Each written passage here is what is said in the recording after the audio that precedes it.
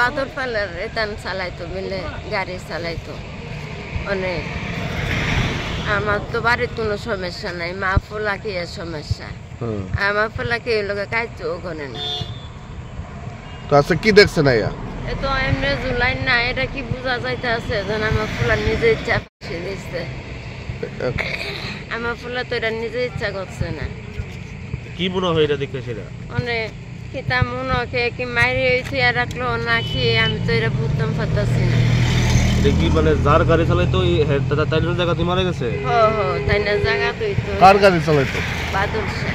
বাদল পাল। আপনার ছেলের নাম কি? রাজু। মানে কি অবস্থায় দেখছেন? আয়েশার কি অবস্থায়? ও তো ওই গাছে যাই এরকম আছে, এরকমই তো আয়া দেখলাম। পায়ের দুটো জুতা আছে নি? না, একটা জুতা নাই তো, খুঁজছি তো। মানে একটা জুতা আছে, একটা জুতা নাই? না, আপনার বাড়ি কোন জায়গা? আমার বাড়ি এটা জাঙ্গাইলা। জাঙ্গাইলা। আজ সকাল সকালে খবর যায় যে বিশালগড় বাইপাস রুটে একটা রাবণ চোরা গাছে ঝুলন্ত অবস্থায় একটা ব্যক্তি ঝুলন্ত অবস্থায় দেখতে পেয়ে খবর যায় বিশালগড় থানাতে।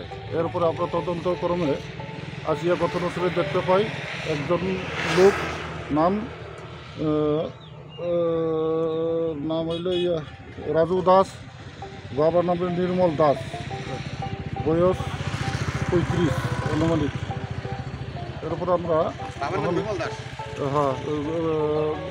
ঘটনা তদন্তের জন্য আমরা বেরিয়ে আসি।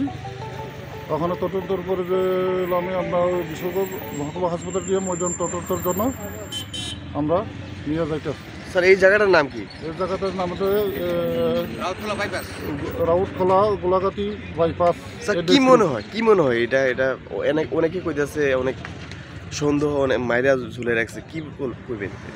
এটা তো ওখানে যে ময়না তদন্ত ঘটনাতে কি কারণে কিভাবে মারা গেছে এটা তদন্ত বেরিয়ে কি বুঝছেন এখানে? বুঝতে তো ময়না তদন্ত তাও এটা বোঝা যাইব।